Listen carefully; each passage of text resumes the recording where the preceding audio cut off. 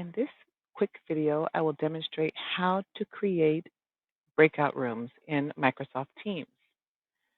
So first, know that I'm using the full application that's installed on my Windows 10 machine. Next, navigate to your class. So in this instance, I'm going to go to my Tech Training Specialist team, but you would go to your class team and select the ellipses, the three dots, and then add channel.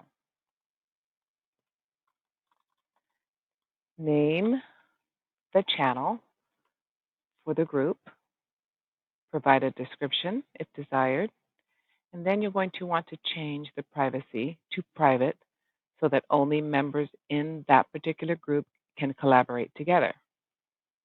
I'm going to select next.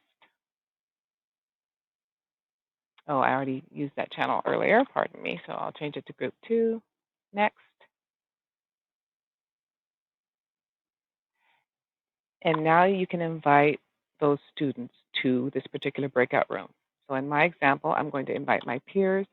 You would type a student username and it should pull up the complete email address. You would select the email address. I'm going to select another peer and add. Okay, once members have been added, select the Done button. And that is all there is to it. You've created a breakout room within Microsoft Teams.